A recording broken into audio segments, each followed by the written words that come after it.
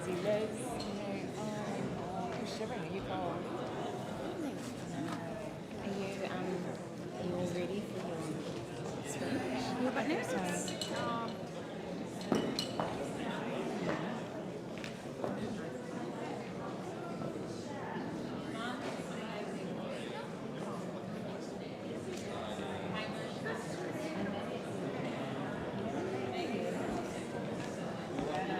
So where are we sitting? Meeting is ready. One's over there.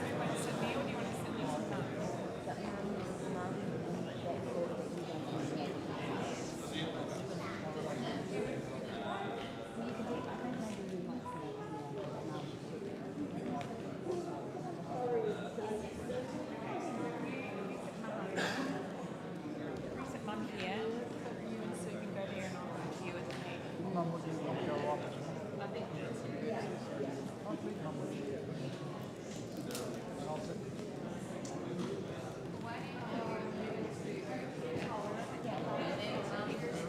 Where's Mum? She wants us there.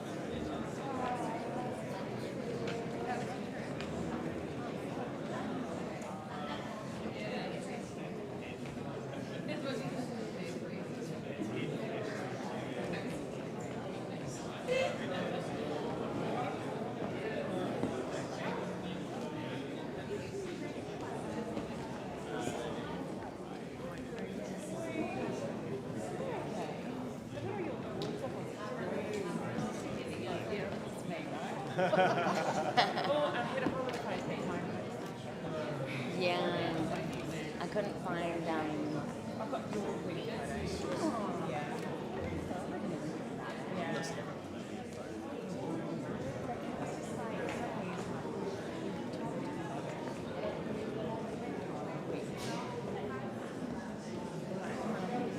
Hey mate, how are you? You too. Take my absence on the plane. Back order.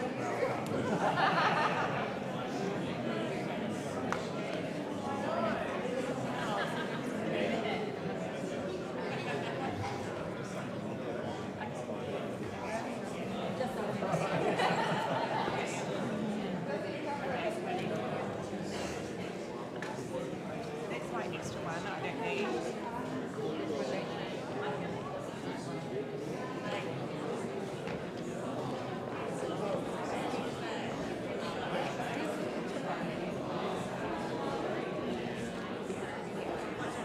It's cute. Yeah, there's so yeah.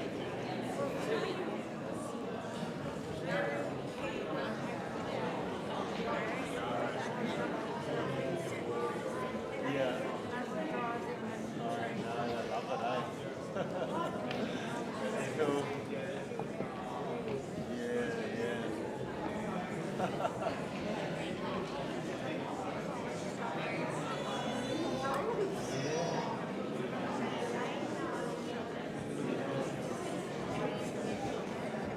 I've got a photo like that. What Richmond's been is about all lined up.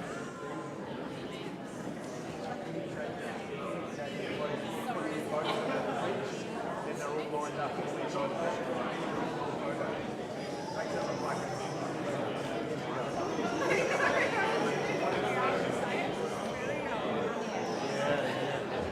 what, like, Like,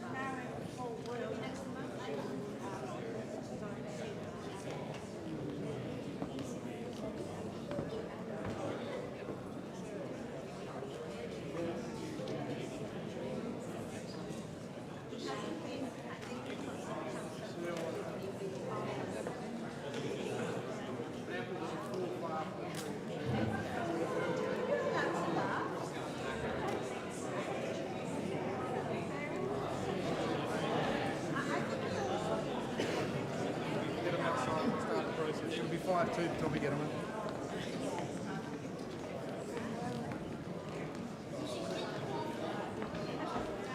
I gotta go and get some more water. I'll drink it.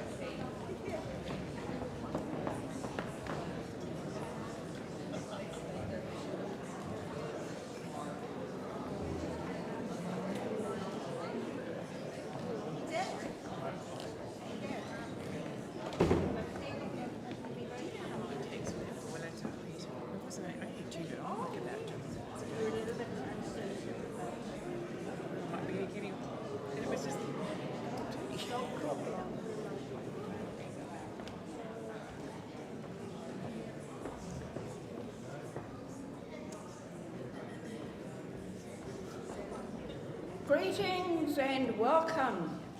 It's lovely to hear all the chatter going on. It's a sign of a happy gathering, and we're here to celebrate a life. On behalf of Millie and the family, I would like to thank you all for coming together today to honour a special man, and also greetings to those watching from near and far. Before we start, can you please ensure that your phones are turned off or on a silent mode? You can do that. And the exit signs are indicated. Please note where they are in case of an emergency. Anthony Reece Wyllie, or as we know him, Tony Wyllie. I'm Julia Lowe, and Tony was our neighbour. For around about the last 10 years, and of course he was the chemist in town as I was growing up. He was a good golfing mate of my husband Peter. They would play golf on their own on a Monday or Tuesday afternoon each week, as well as playing as part of the groups on the Thursday or Saturdays. And Millie and I have a special bond as we share a birthday date. And she was the first person I knew with the same date as mine for our birthdays, so that makes her an extra special person in my books. It's a privilege and honour to be part of this service for Tony today. We have come together here because we loved and cared for Tony. He was a big man in stature and in heart, who was a crusty fellow and a straight talker. We will mourn him leaving us, honour his life and death, share tears with those who cry and for those who can't cry, comfort each other and farewell his body to be cremated. We come to celebrate his life and give thanks for Tony's unique life, and we have now experienced great loss. The gifts and standards that he set will never be lost to us. The teachings and friendships he brought into our lives, and especially his families, will remain with us. The children, grandchildren, and all the great-grandchildren he has left behind may each have their own unique memories. We can never capture the life of a person. We can only bring glimpses and moments which remind us of the life they lived with us. And the family will now share some of those moments. Sorry?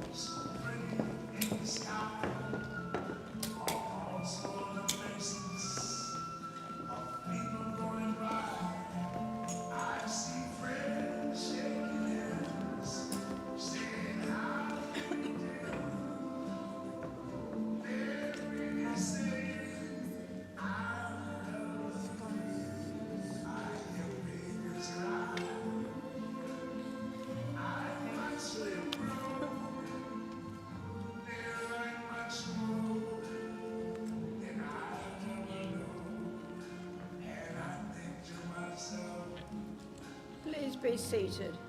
We can't start without the guest of honour.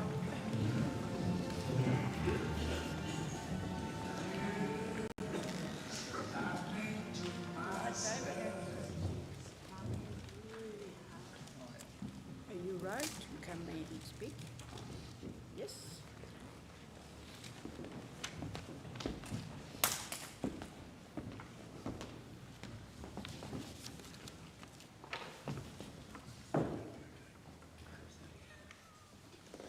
Good afternoon. I'm Dave Wyllie, and on behalf of the family, I just thank you for coming here to honour my dad and to absent friends who are watching online. We come to celebrate a life well lived. Tony Wyllie, known to as many grand and great-grandchildren as Pop. Many of you would have seen the PowerPoint at the start with the tractor. There was a family tradition of, and I'm not sure who enjoyed it most, Pop or the kids, all having a lap of honour with the tractor. Something that went on for, I think, all the way through all the kids. And the children have left their tribute to this great man by leaving some final messages on the coffin and some drawings for those who are travelling back from Germany as well. So, thank you. Just an acknowledgement to the garden circle who transformed this, what was an empty barren hall, into some beautiful flowers, and a real thank you for the ladies who did a great job yesterday pulling all that together. It was just 8 very short weeks ago that after a 3-year turbulent battle with various cancers, Dad lost his eldest son, my big brother Graham. This left a massive hole in my dad's heart. And being of that generation where emotions didn't come out easily, he struggled to express this, but I do know he was hurting deeply, and it was a great sadness for both him and my mum. Something my dad requested, that this day be a day of reflection and celebration of a life well lived, and that he did do well. Born in March 1933 and passing in August 2026, he packed an awful lot into that dash between those dates, and I thank him for that. With all stories, there is a beginning, and the beginning of my dad's story starts with his great-grandfather, Thomas Wyllie. He was born in Ayr in Scotland, I've actually been there, in 1816, a man of inspiration and drive, I think a family attribute. Aware of the glass ceiling culture of the 19th century UK, he emigrated to New Zealand in 1842, and he was on one of the first 2 settling boats that arrived into Auckland with about 500 souls on board, apparently increasing the population of Auckland by 1/3.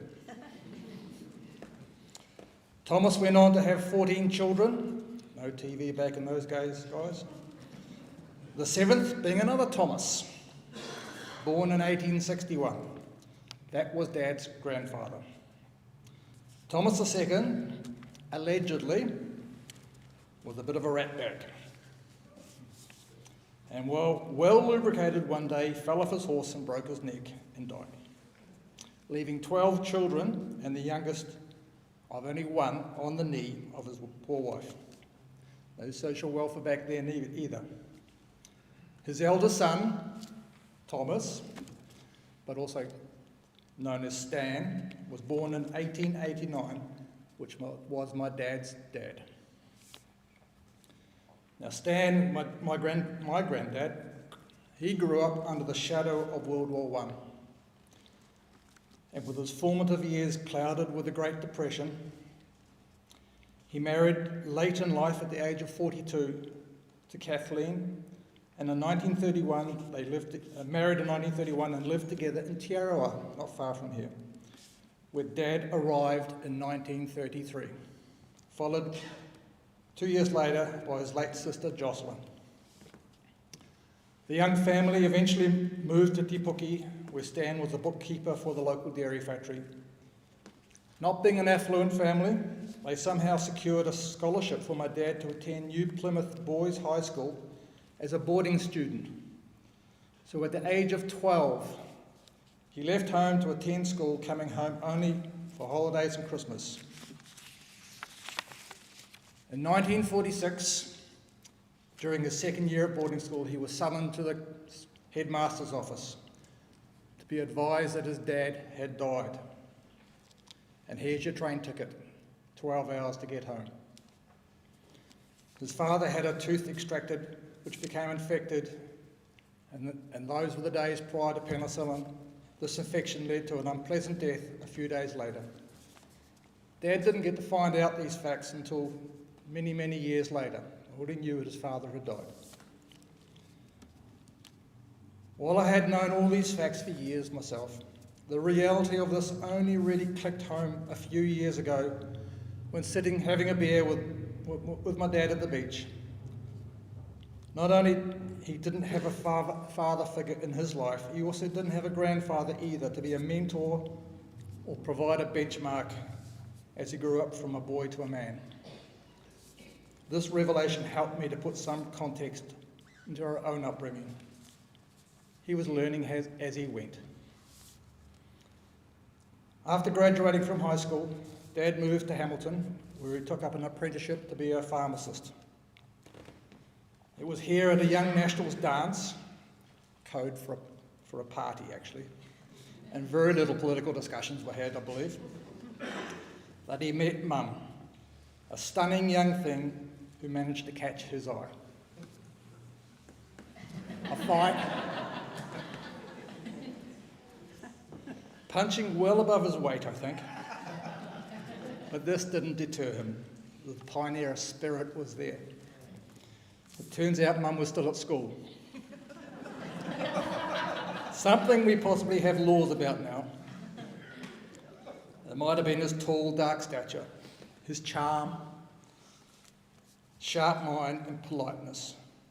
I'm certain it wasn't his good looks, but I really think it was his rally bicycle with a bell, dyno headlight and a 3-speed gears that helped win her over.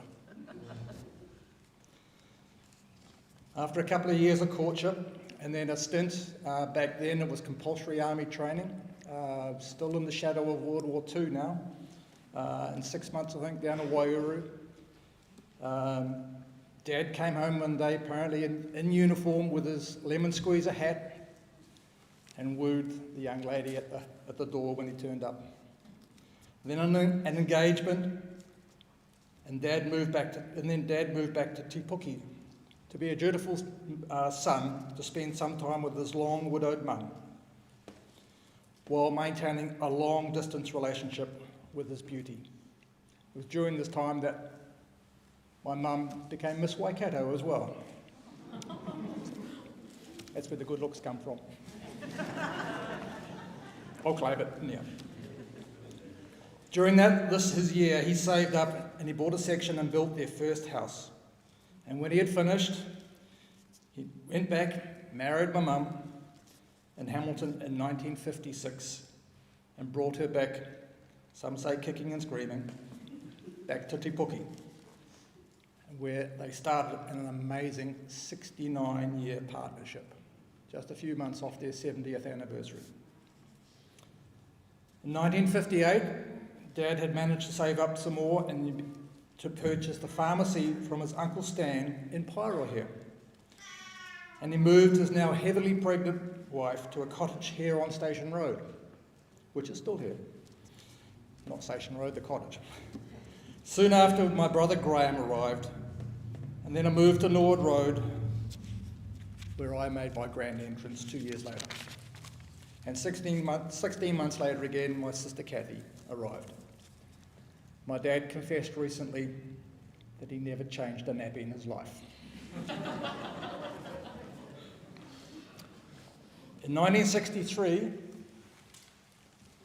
he bought a hill-type section overlooking the town and built their first blue house.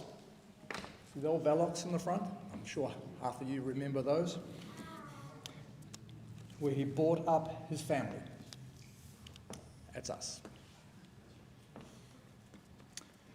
After many years in this house, they got the wanderlust and moved 50 metres down the road to their current house where they live now. A passion Dad had from a very early age was fishing. Started with catching sprats off the wharf at the Mount, followed by hanging around the fishing clubs to sweet talk his way onto fishing charters. And on moving to Paeroa, he met up with another fishing buddy, Maury Neild, and Flo and his son are here today, thank you. They spent many a happy hour fishing in the Firth of Thames. And then later, Dad bought his own boat to share and pass this passion on to his growing young family. Something he continued until very recently, fishing with his children, his grandchildren, and even some of his great-grandchildren. Now that he had a boat, he discovered there were other things he could do with this. And here, the family passion for water skiing started, dragging us kids, actually us dragging him, down to ski after work in the river down at Cook's Landing. Here he is actually combining two of his passions, playing golf from the boat, well, going to the golf course in the boat. But we had many idyllic holiday, first at the Rotorua Lakes and later Paeroa, which all involved boats, fishing and water. Another aspect that you might not know of my dad, that he was a hunter-gatherer. Starting when he was a schoolboy, he would go rabbit shooting and possum shooting. Some of our most iconic memories with our trips to my uncle's farm in the King Country, especially when the roar was on.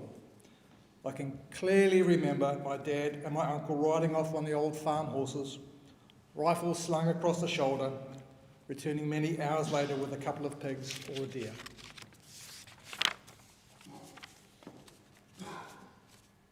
In 1970, my dad discovered another passion. I think people might guess that from the theme around here, golf.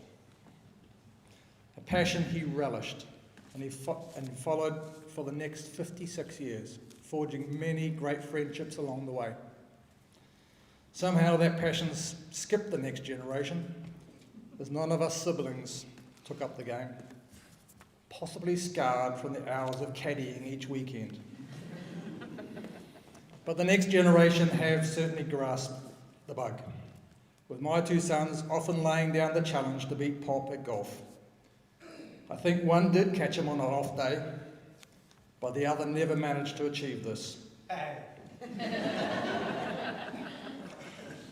Although often trying. Hence, there's a little golf ball on the top, a little tribute inscribed, "Undefeated." Strong supporter of the local Paeroa community for 68 years. He was an active member of the JCs in his early years, later becoming a life member, the Lions Club, the Bridge Club, and a life member of the Paeroa Golf Club. I would like to acknowledge and thank Dad's golfing buddy, his next door neighbour and amazing friend, Peter Lowe. Both Peter and his wife Julia, who's emceeing here today, been a really great support, often having to drop things at a moment's notice to keep an eye on Mum while Dad struggled with his illnesses. A big thank you from the family for your support. I know it will be a big loss to you as well. I'd also like to acknowledge his fellow golf buddies or friends from the Paeroa Club who have come here to honour my dad. My dad was a great man, an astute businessman, a real gentleman, someone who I looked up to and was proud of. He was also like a cat with many lives, having had a multitude of life-threatening ailments over the years, and bouncing back. And during this journey, he never complained once and always charmed the nurses. He always had an eye for the nurses. He was the first male model in several generations, having to learn how to be a dad and later a granddad on his own. This is something I am eternally grateful for. He has left an amazing legacy of a strong, united family, with the next generation are privileged to have such great shoulders to stand on. Much more so than you did when you started your journey. Thanks, Dad. You will be remembered. You've left some very big shoes to fill. Thank you.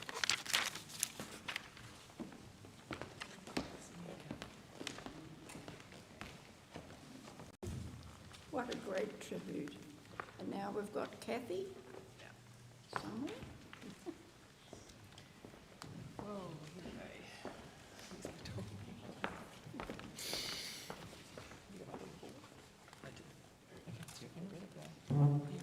Wow, okay. Must be taller than you, Dave. Can you hear me? Yeah. Okay, there you go. Okay, so I'm Dad's daughter, Kathy to the Kiwi ones, Kate to the Aussies, and Catherine if I'm naughty. So firstly, a huge thank you to our family, friends, and the Paeroa community for helping us celebrate Dad's amazing life. Those close to Dad will know he had a habit of being well prepared for any occasion. It was as if his life goal was to never be surprised, so much so that even today is something he had to be involved in planning. My dad was a very proud man.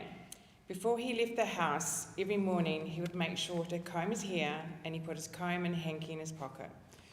Breakfast was always Weet-Bix and tin peaches with a generous helping of cream. Always peach halves and light syrup, of course, and there was no substitute for this man in any sense.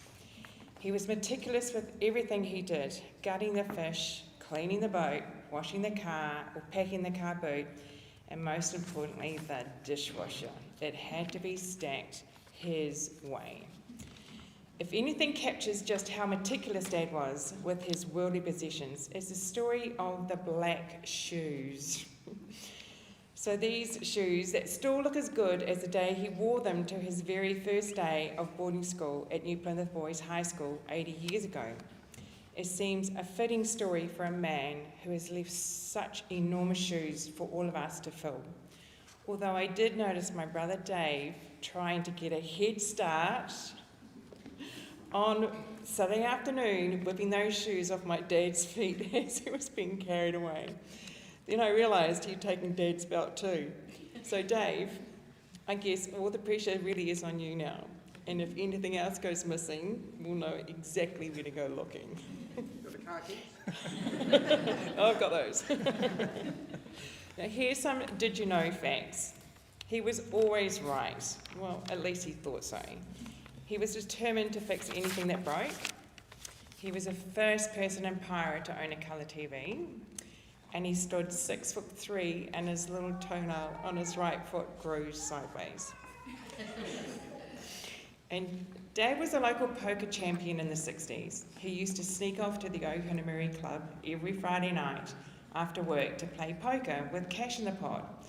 He was so proud that he managed to take all the cash from his mates, but then got in trouble with Mum for not getting home until the early hours of the morning. Dad loved his fishing. For 60 odd years, he would love to share his boats with his loved ones any moment he could. It's one of the fondest memories we all share of him. Being the competitive soul my father raised, it was my life goal to catch a bigger fish than him. The day finally came when he went fishing on my cousin Roger's boat at Whangaroa Harbour. Dad was the happiest I'd ever seen him after he caught that little beauty. And moments later, I had great delight in knocking him off his pedestal. Sorry, Dad, better luck next time. He loved his golf, but when it came to a family, no one was allowed to beat him. But I do believe Hamish finally stole a win off him in the end, but Dad never talked about that one. Never. What am I going for? Okay. He had 3 hole-in-one moments. 2 of these he has trophies for, which we have up on at home. Sadly, he was duped for the 3rd trophy, which happened at the Wyllie golf course. I actually have the ball here. Whoop. The ball here. So if there's anyone here from the Wyllie Golf Club, come and grab it. You're most welcome to organise a trophy for him, so then he can have the 3. Dad's weight for age record began at 81 when he first shot under his age of the club. He was still capable of it at 92. 27 times in total meant 1 plug just wasn't enough. Peter Lowe, wherever he is, just 4 spots remain. The pressure is on. Believe it or not, Dad was quite the conservationist. He and his good mate Peter Lowe spent years setting traps around the golf course to protect the native birds.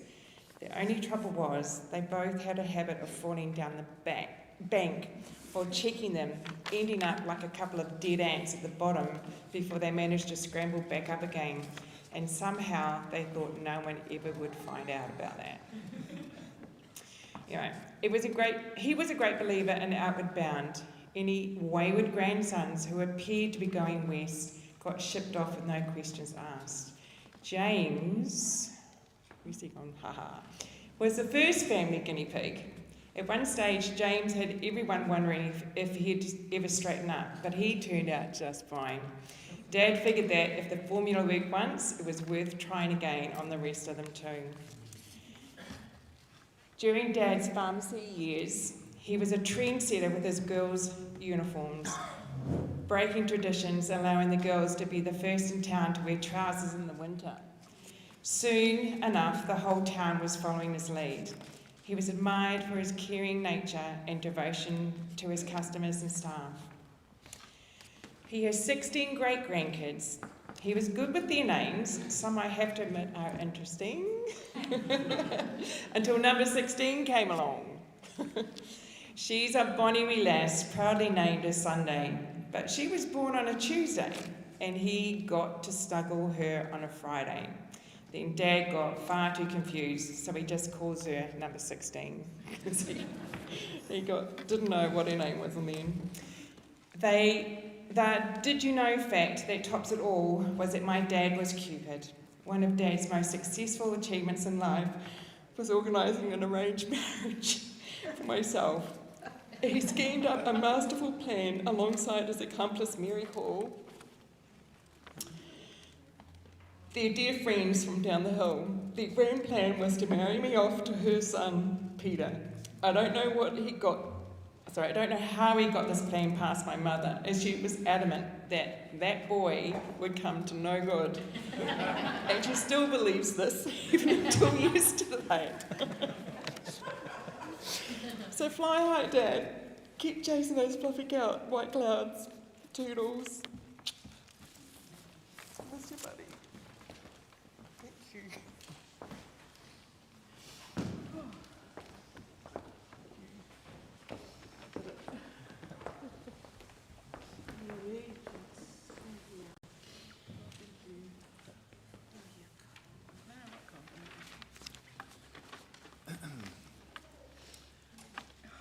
I want you to use your imagination to think back to the early 1950s. Imagine a young, clever, ambitious, tall, strapping 18-year-old Tony Wyllie walking around town with his whole life ahead of him and endless possibilities to choose from. Imagine that by chance he encounters a mystically powerful individual who generously decides to make the young Tony a deal of a lifetime. He says, "I would like to offer you the chance to live an outstanding life. You will meet, fall in love with, and marry Miss Waikato. You will be happily married for almost 70 years with only occasional minor disagreements about whose version of the story is closer to the truth. You will have 3 kids, 10 grandkids, and 16 great-grandkids, each of which you will be well acquainted with as you get to witness them all developing into remarkable people in their own right. You will run a fulfilling and successful business in your local community, until which point you choose to retire. You will get to attend no less than 8 family weddings. You will travel the world several times over, seeing all the sights you could have ever thought possible and more. You will spend more than 40 years of your summer holidays at your beach house watching 3 generations create cherished memories in front of your eyes. For countless days you'll sit on the deck in the sun with a G&T in hand, watching the family play another game of backyard cricket against the backdrop of the ocean. Your biggest problems to solve on these hot summer days will be figuring out exactly how you're going to cook the pile of freshly filleted fish in the fridge and deciding who will be the lucky crew to venture out with you on tomorrow's fishing expedition. When not at the beach house, you'll spend 50 years honing your golf skills out on the local golf course, a hobby you'll get to enjoy right up until your final weeks. You'll be fit and healthy for the majority of your life, walking straight, tall, and independently, even as a 93-year-old. You will get no less than 7 near-death experiences just to make sure that you aren't taking your happy life for granted, and to give you plenty of warning to have your affairs in order. And when the time finally does come for you to leave this world as a 93-year-old, you'll be at home, sitting in your favourite chair, slipping away and surrounded by loved ones. Sounds pretty good to me, says young Tony, but I wasn't born yesterday. I know you never get something for nothing in this world. What's the catch? Ah yes, says the mystic individual. The catch is that if you want to live this outstanding life, you must also accept that you will be cursed forever with stubbornness beyond stupidity. Where do I sign? Says the young Tony. I spoke with Pop several times about what he wanted for his funeral, and he made clear to me he didn't want extreme sadness, but instead happiness, celebration, and reflection on the life that was. I'm doing my best to abide by his wishes here, which is why I like to play with the imaginative story I just told. It reminds me that Pop has lived his absolute best life, and I know without a doubt that he would not have chosen any other life other than the one he's just lived. It's with this thought that it helps ease my sadness, as although we have lost him, Pop's life can only really be described as a win. One of my earliest memories of Pop was from when I was about 6 or 7 years old, and I was staying with Nan and Pop all by myself down in their house in Paeroa. And at some stage during the day, I disappeared off to use their downstairs toilet. Being a bit of an older house, along with a bit of my bad luck, when I went to leave, I realised I was stuck. The lock had jammed, good and proper. Eventually, Pop must have wondered where I had disappeared to and came looking for me.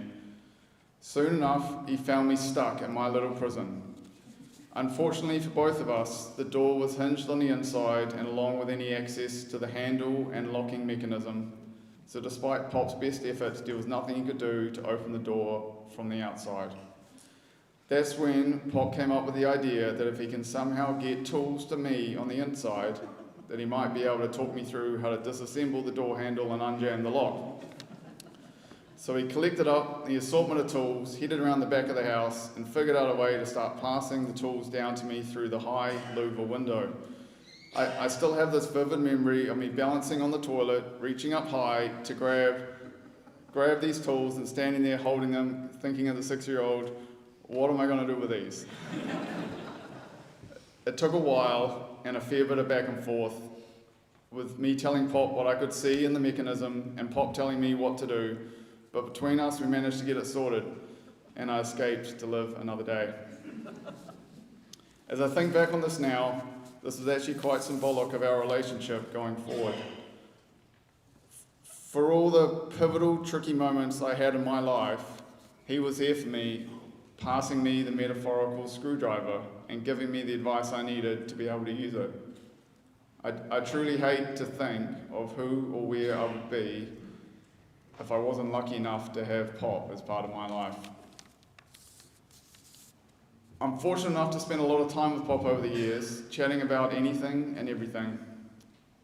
And one of the favourite things that Pop liked to talk to me about was the family. All of my aunties, uncles, cousins, sibling, and their partners, etc. He would go on and on. Now, I know that Pop wasn't always the best at telling people directly that he loved them or that he was proud of them. However, I absolutely know from all of these discussions just how much love he had and how very proud he was of each and every one of us. To me, Pop was a granddad, a teacher, a critic at times, a mentor, and a true friend. I'm so happy for the time we had together, and I'm even happier that my wife Lisa and our kids got to form their own special relationship with him too. So it'll only be natural for us to recount stories and tell jokes and remember some of Pop's wisdom for many years to come.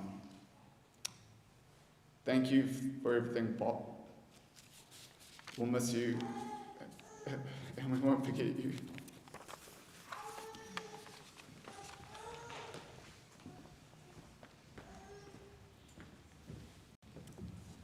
What wonderful tributes. And now we've got another lady with a good name, Julia, is coming.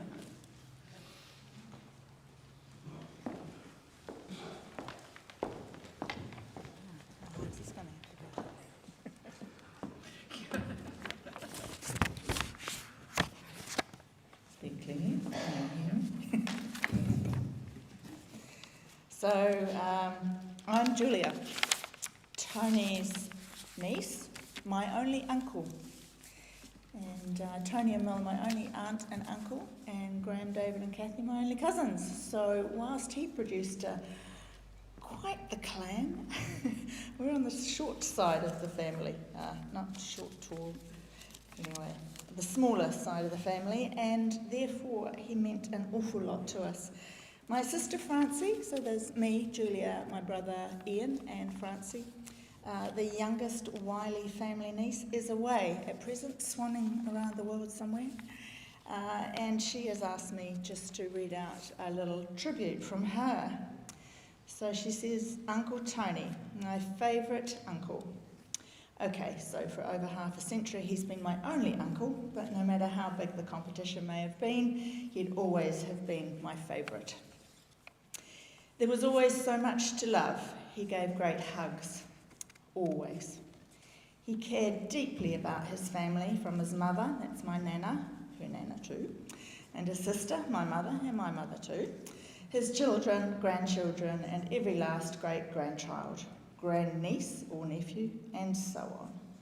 Taking my daughter Lauren to visit the great-uncle and aunt was never met with protest. The connection was so natural and fun. He cared deeply, I just said all that, hadn't I?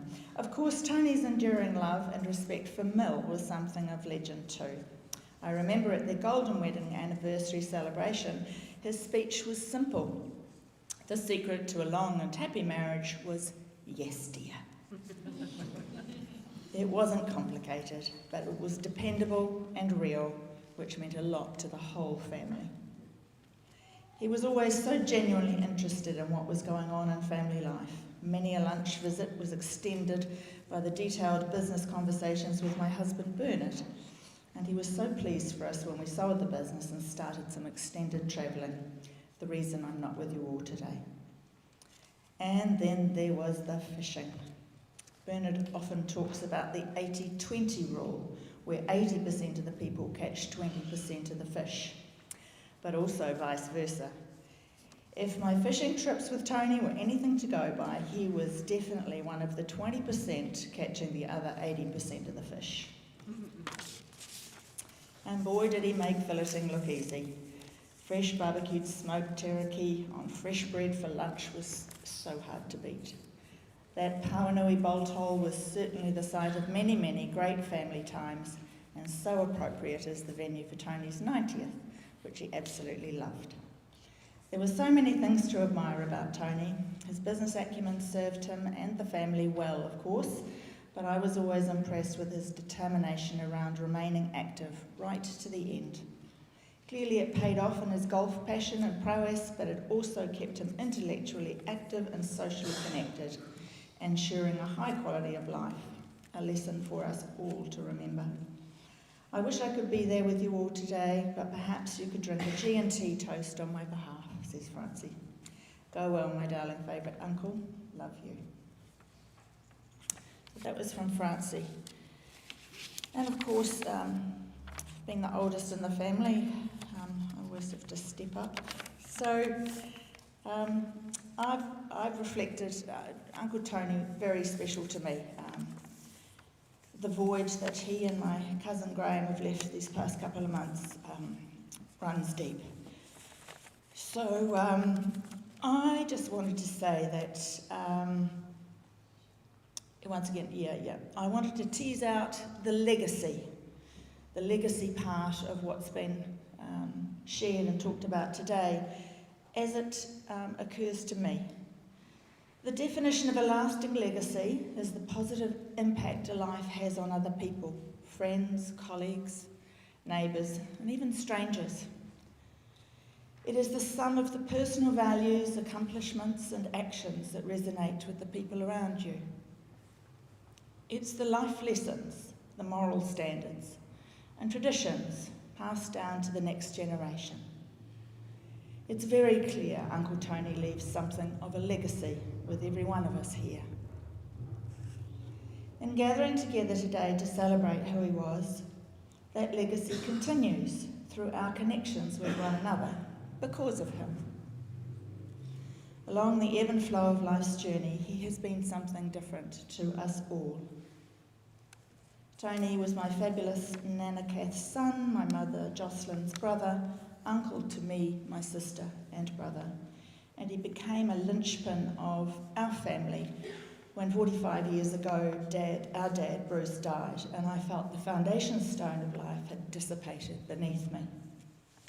I think Tony took on a sense of good old-fashioned duty to watch out for his sister's family. He never interfered or intruded, but there was a constant presence in the background. I'm not sure I ever really leaned on him, but knowing he was there made a difference, and he included me, us. As my cousins Graham, David and Kathy grew their gorgeous families and expanded the clan exponentially, I was still included, and for that I am forever grateful. Tony was kind, intelligent, sensible, loyal. For me, these are some of the most important attributes in life, but they're often taken for granted. And speaking of taken for granted, of course, behind every good man is an even better woman. My only Aunt Millicent, maid of honour to my mum, you have been the warmth, the ever-present dear at his side. You have been a totally dedicated partner and wife, patient and resilient and loving for nearly 70 years. And since Mum died, I've been lucky enough to spend more time with you and Tony, given free range in the kitchen, given restful space and accepted, just being present. I am, for all of that, deeply grateful. So thank you both, thank you all, family, Tony's family, for being there. It goes without saying, he will be missed. He is missed.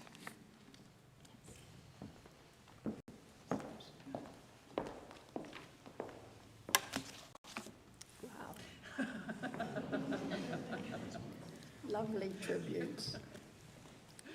I am going to ask, does anyone else of the family want to say anything at this stage? Might have different memories. If not, I'm going to ask a very special person to come up, and that's Peter Lowe. You've heard about Peter Lowe. I have too.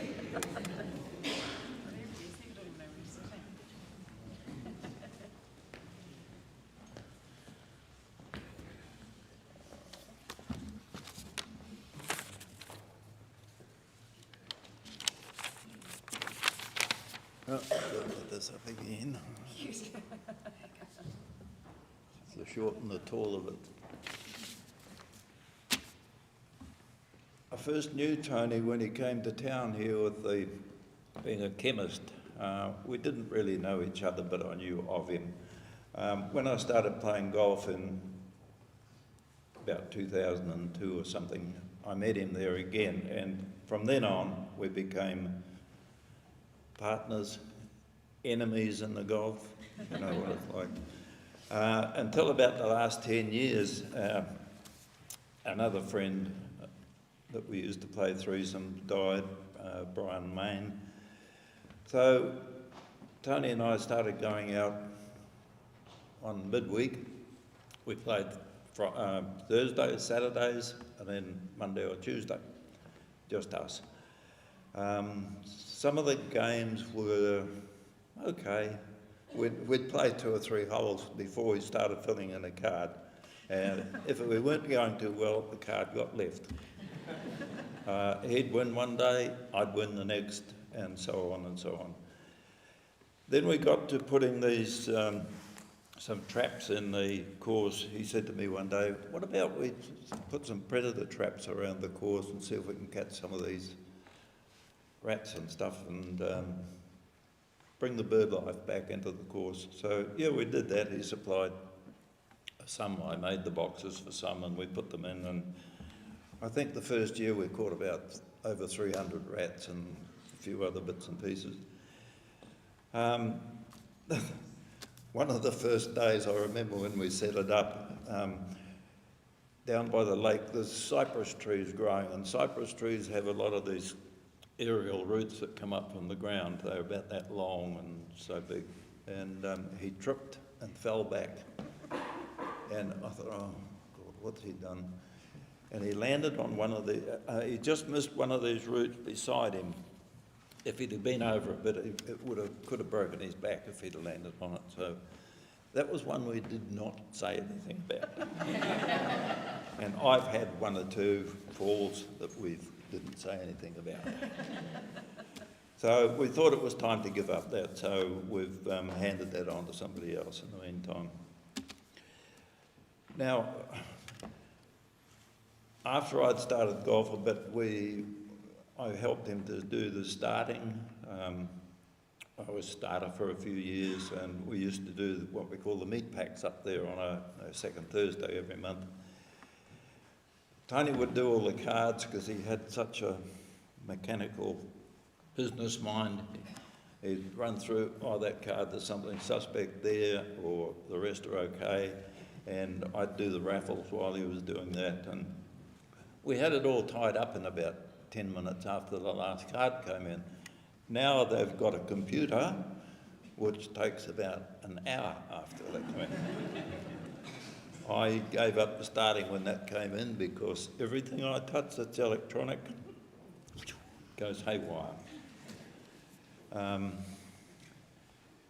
Now, one day we were playing up there, we'd just come off number 5, and he said to me about 2 years ago, he said, what about we go to the Masters in the States? Oh, yeah, okay.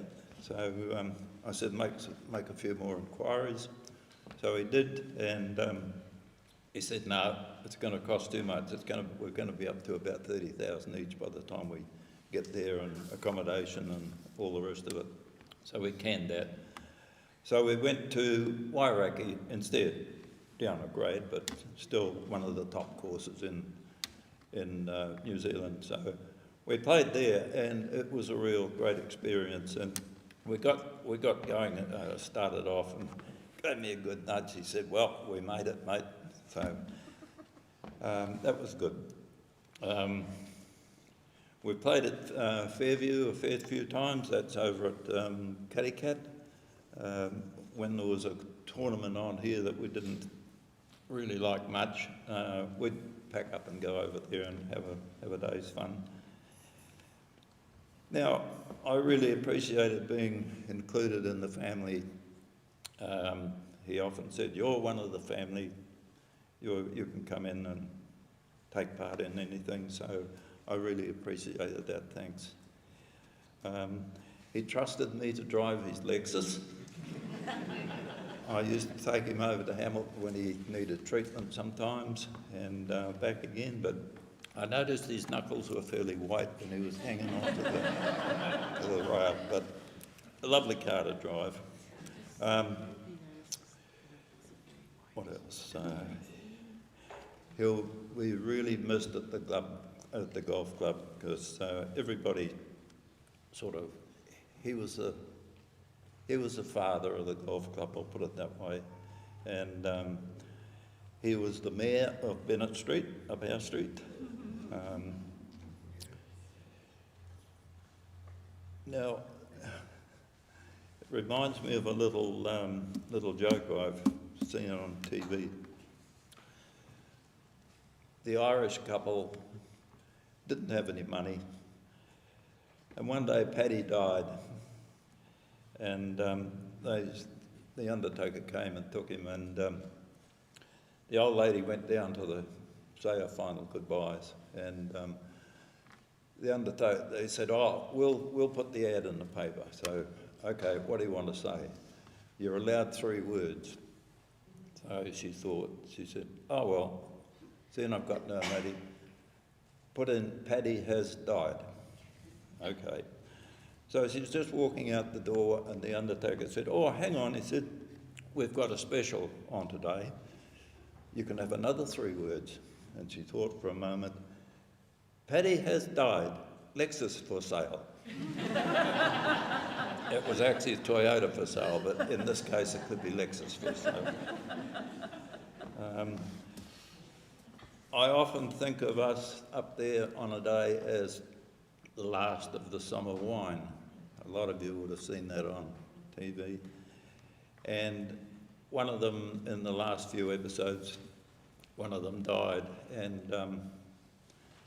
they said, well, they sat on the side of the hill and looked at the sky and all the rest of it, and they finally said, well, what are we going to do now? And that's me. What are we going to do now? Thank you. Thank you all, mate. Let's see what's up there. Thank you. Well said. Now, Ted Benton is not now able to come, so I'm asking Warwick Meyer, the Vice President, to speak.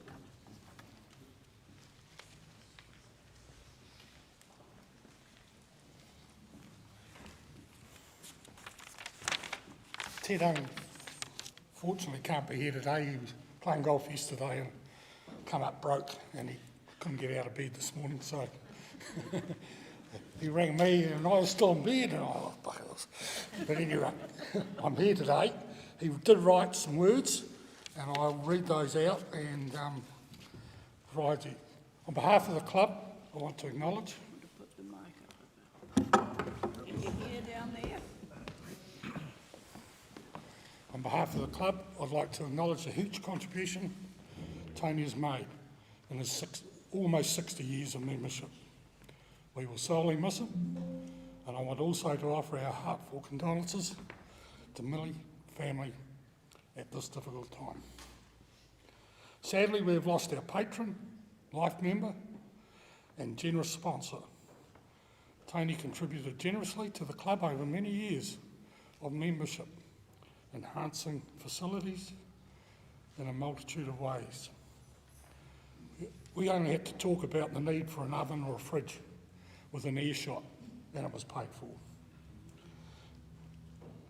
Along with Peter Lowe, he can be thanked for the return of our bird life for all those years of trapping, which have been taken over by others in the club about a year ago.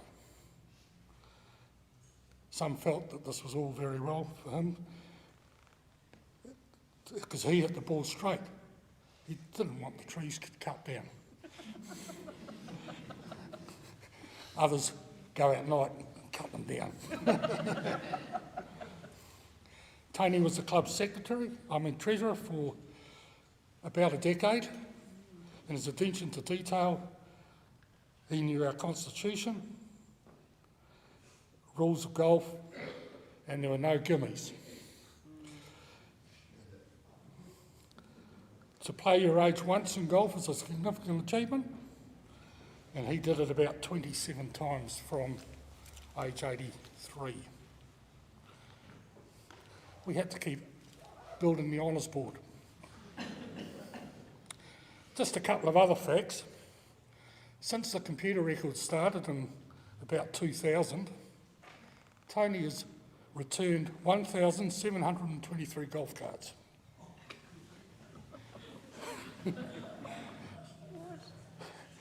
So, and these records started in about 2000. He was on a handicap of 7. He retired on 24 this year. So he had one hole in one on the honours board of the club, and that was in 2000.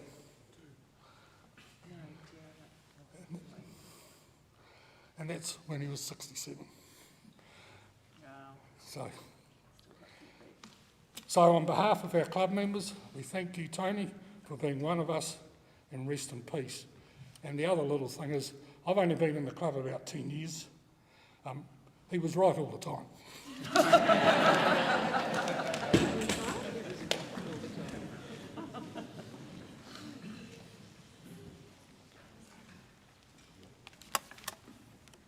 Are there any other tributes anyone would like to share? Oh, lots to think about. And, yes?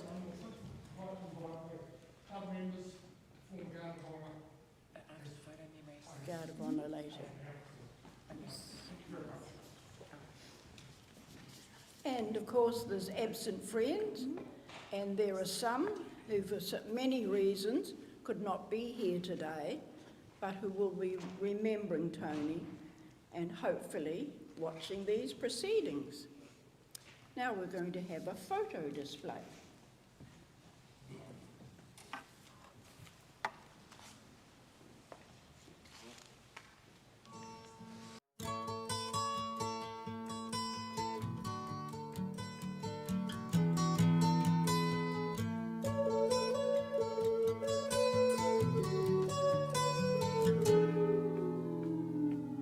Here comes the sun, doo-doo-doo. Here comes the sun, I say it's alright. Little darling, it's been a long, cold, lonely winter. Little darling, it feels like years since it's been here.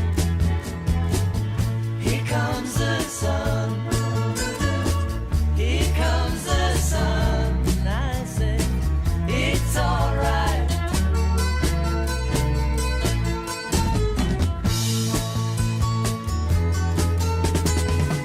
Little darling, the smiles returning to the faces.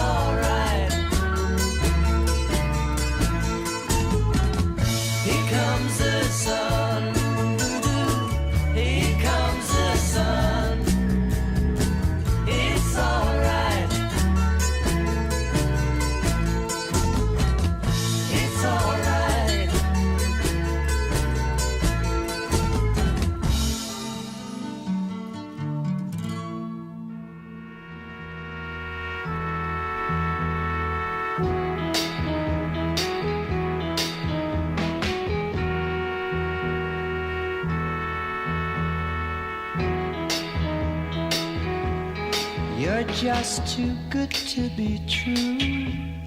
Can't take my eyes off of you. You'd be like heaven to touch. I wanna hold you so much. At long last, love has arrived, and I thank God I'm alive. You're just too good to be true. Can't take my eyes off you. Pardon the way that I stare. There's nothing else to compare. The sight of you leaves me weak. There are no words left to speak. But if you feel like I feel, please let me know that it's real. You're just too good to be true. Can't take my eyes off you.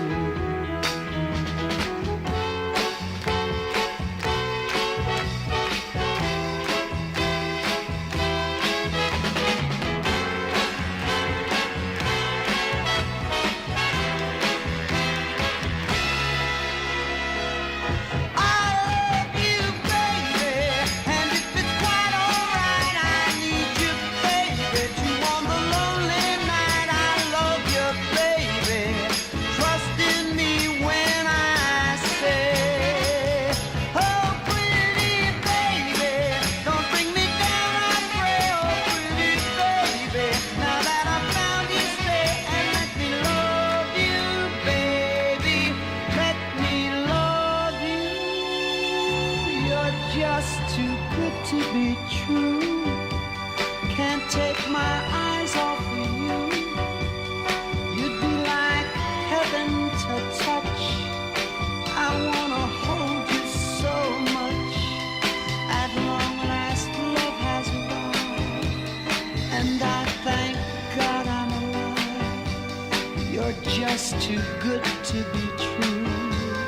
Can't take my eyes off you.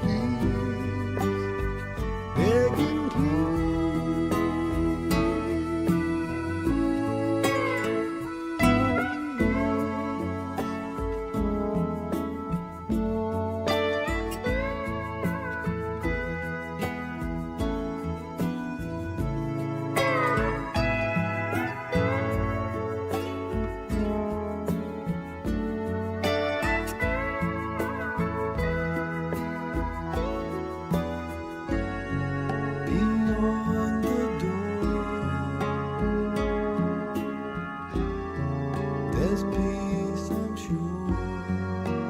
And I know there'll be no more tears in heaven.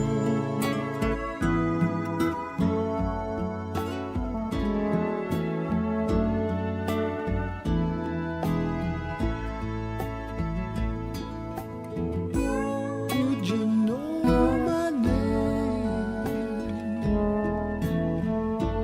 if I saw you in heaven? Would you be the same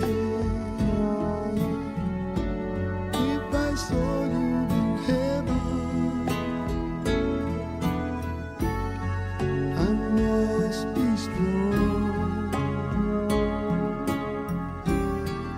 and carry on, 'cause I know I don't belong here in heaven.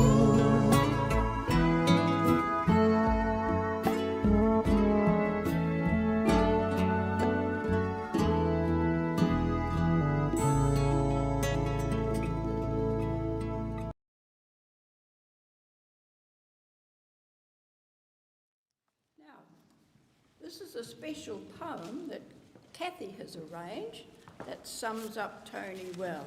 It's on your sheet, but I will read it to you. Dad planned ahead for every day, prepared for whatever came his way. And even today, it seems quite right. He helped arrange this final flight. Hair combed neatly, looking smart, a hanky in his pocket, close to his heart. With Weet-Bix, peaches, cream, just so, no other brand would ever go. He liked things done the proper way. The boat, the car, the dishwasher tray. The boot was packed with perfect care, for Dad's own system had to be there. He loved his fishing, golf and cards, and played each game with high regard. He shared his boats and time with us, with laughter, pride, and a little bit of fuss. He loved his family near and far, and every grandchild knew who they are. So fly high, Dad, above the clouds. We'll miss you, love you, and make you proud. And as he used to say, toodles. Thank you all for attending today.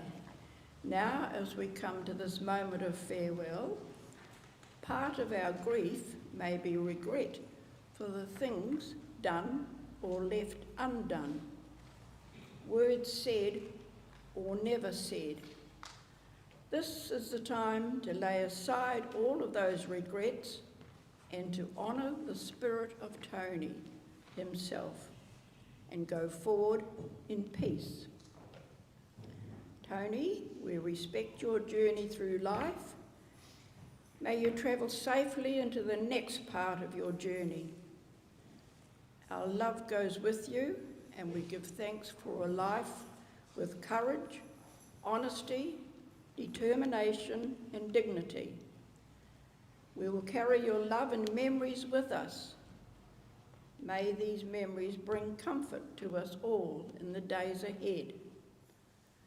To love someone is to risk the pain of parting. Not to love is never to have lived. Life is a continuing process, its beginnings and its endings staging posts.